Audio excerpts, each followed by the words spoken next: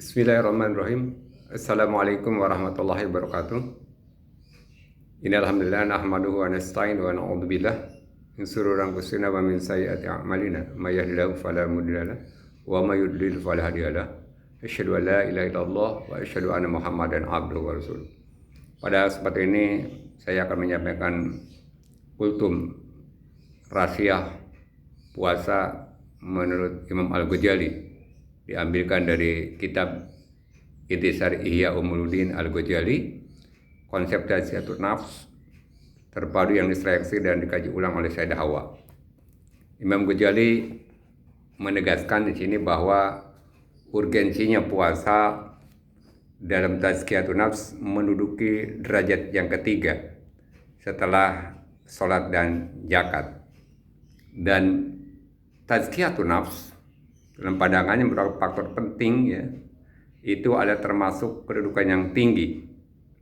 Karena itu bahwa kesabaran memerlukan kedudukan yang tinggi dalam puasa ini. Mencindarkan kepada sebuah hadis yang tegaskan oleh Rasulullah SAW, as-saumu nisfu sabr, puasa adalah separuh kesabaran, riwayat Tirmidzi dan Ibnu Majah.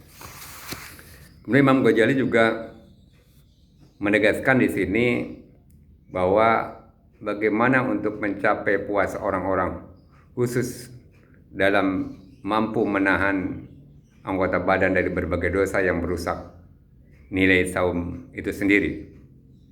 Paling tidak bahwa kesempurnaannya adalah dengan 6 perkara. Yang pertama adalah menundukkan pandangan dan menahan dari berkeliaran memandang ke setiap hal yang dicela dan dibenci, ke setiap hal yang bisa menyibukkan hati untuk lalai dari mengingat Allah Subhanahu wa Ta'ala. Dalam hadis dikatakan, pandangan adalah salah satu anak panah beracun di antara anak panah iblis. Ini yang menunjukkan bahwa bagaimana menjaga pandangan kita memelihara dalam setiap sedang melaksanakan puasa, sehingga di luar buah puasa juga kita bisa memeliharanya. Yang kedua, menjaga lisan dari bualan, dusta, ghibah, guncingan, kekejian, perkataan kasar, perkataan kotor, atau pertengkaran perdebatan, ya.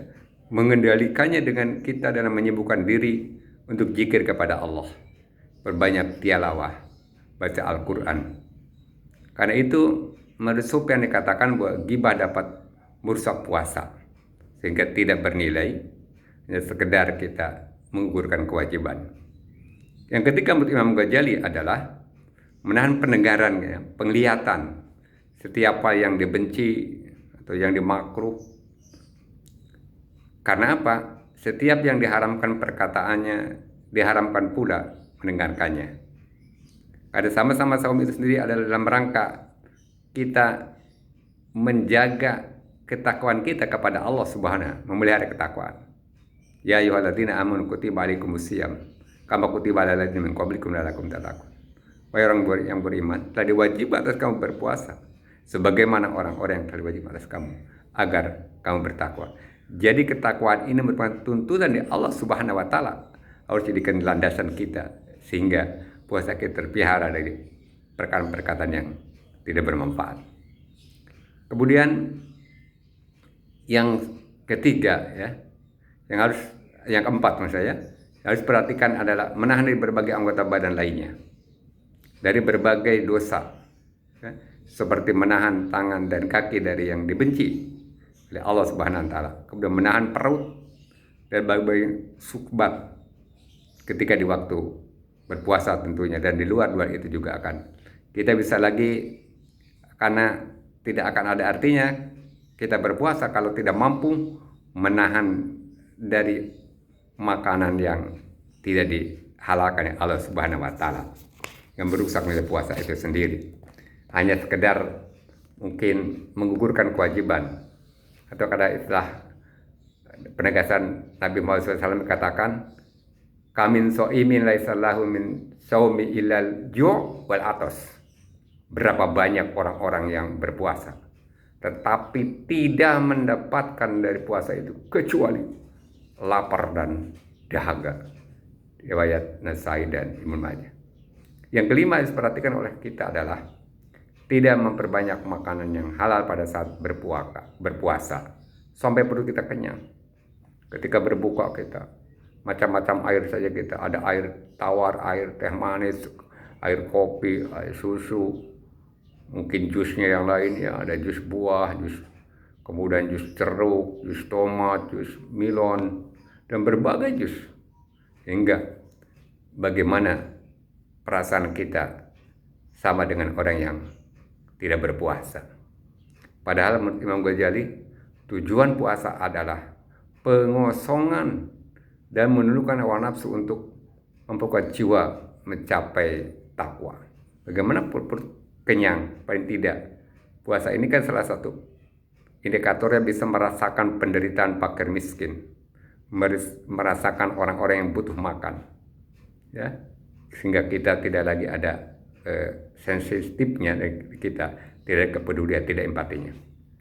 Yang keenam, yang terakhir kata Imam Ghazali adalah hendaklah ketika berbuka atau iftar, hati kita tergantung dan tergoncang antara cemas dan harap. Sebab tidak tahu apakah puasa kita diterima atau tidak. Ya, kalau diterima seperti orang-orang golongan murkobin, atau sebaliknya ditolak orang-orang yang dimurkai oleh Allah Subhanahu wa taala. Inna lillahi wa inna ilaihi raji'un. Sangat rugilah kalau kita tidak mencapai sasaran demikian. Karena sesungguhnya Allah menjadikan bulan Ramadan sebagai anak perlombaan melakukan ketaatan kita kepada Allah Subhanahu wa taala. Kalau perlombaan kita digugur, tidak menghasilkan, sangat merugi. Pada bagian lain juga Rasulullah menegaskan bahwa saum ini adalah amanah. Inna sauma amanatu falyahfadhu ahadukum amanah. Puasa adalah amanah. Maka adalah seorang di antara kamu menjaga amanah. Mudah-mudahan amanah menjadikan pribadi yang ketakwa kita tercapainya. Dan mudah-mudahan setiap langkah kita, puasa kita mampu melakukan perubahan, minimal memberikan pribadi-pribadi mutakin yang bermanfaat bagi dirinya, bagi lingkungannya, masyarakat, bangsa dan negara. Mudah-mudahan ada manfaatnya. Yang benar datang Allah Subhanahu wa taala, yang salah dari diri saya sendiri. Billahi taufiq wal hidayah. Wassalamualaikum warahmatullahi wabarakatuh.